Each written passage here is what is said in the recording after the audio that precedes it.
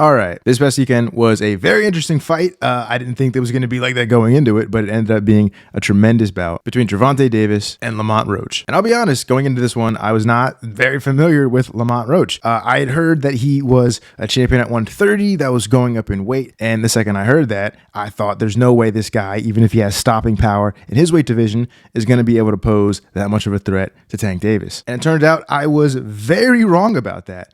Upon further review after this fight, this guy is a serious problem. And speaking of him being a problem, I think that boxing as a whole right now, and really for the past decade or so, if not longer, has had an issue with this exact same situation. I think boxing fans are so trained to think that whenever a big name fighter is fighting someone else who doesn't have equally or at least close to as big of a name, we all just kind of assume it's going to be an easy money grab. And the reason he's going into this fight is because, again, it's easy money in comparison to one of the bigger names out there. I think a lot of us just kind of assume if Tank is going out there to fight someone not named Shakur Stevenson, it's because it is a complete and total mismatch. And in this fight, we learned that that is not at all the case. I know it's not a great comparison because at the end of the day, this fight was ruled a draw, and we'll talk about that in a second. But this kind of reminds me of when Canelo went up to face Dimitri Bivol, and you should have seen the comment sections back at that point in time. Everybody was saying that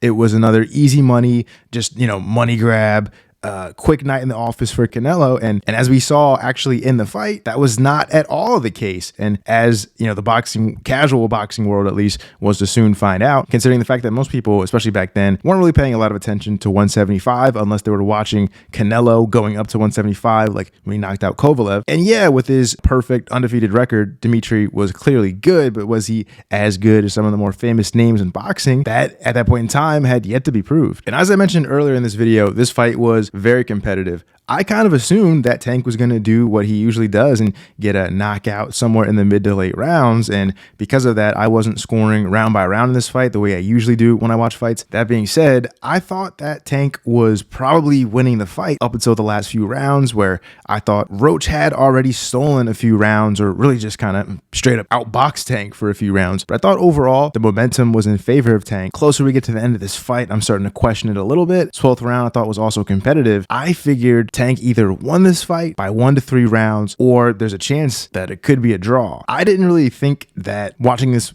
fight all the way through, and again, not judging it super meticulously, I didn't really feel as though Roach won. I definitely felt like he got, the moral win that I'm sure he doesn't care that much about, but he totally proved his point that he definitely belonged in the ring with someone who is world class like Gervonta Davis. Now, I know I just said that I didn't think Roach won, and I did at the time think there was a good chance that this fight might have ended up being a draw, but that brings us to the big controversy in the 9th round, which is Gervonta Davis taking a knee, which is not the kind of thing that you usually see in the world of boxing.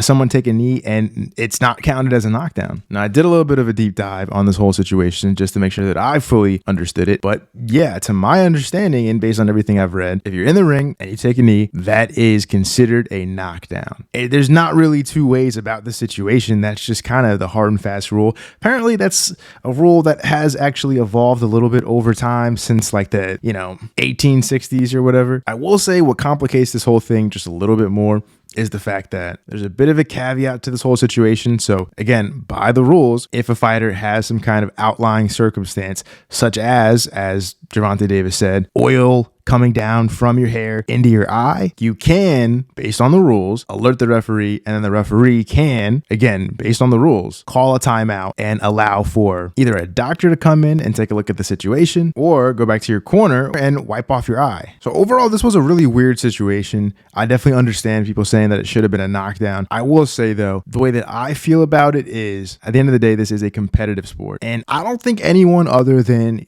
big time Gervonta Davis haters would really come away satisfied after this fight if the one blemish on his record is because of this weird situation where at the end of the day he got something in his eye. It's not like the guy got absolutely blasted right on the chin and then was having trouble staying on his feet, and then it's just not that situation. My personal feeling about this and most draws in combat sports, especially in boxing, is I think it's kind of a good thing. I think that worst case scenario, no one feels like they won, which obviously you put so much into the training camp and everything involved in this, it kind of sucks to go home without the win. But this isn't like MMA where your payout is based on whether or not you win. So, it's not that bad. And then best case scenario, both of these guys have 12 rounds of data to go back to, and we might get an amazing rematch out of this. Now, there was a little bit of talk about who his next opponent is going to be after this, and he mentioned that whoever it's going to be was actually in the crowd that night for that fight. And of course, boxing and,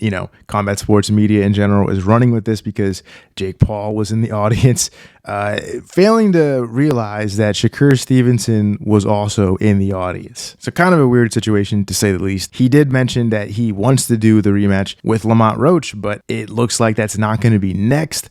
That one might have to happen next year.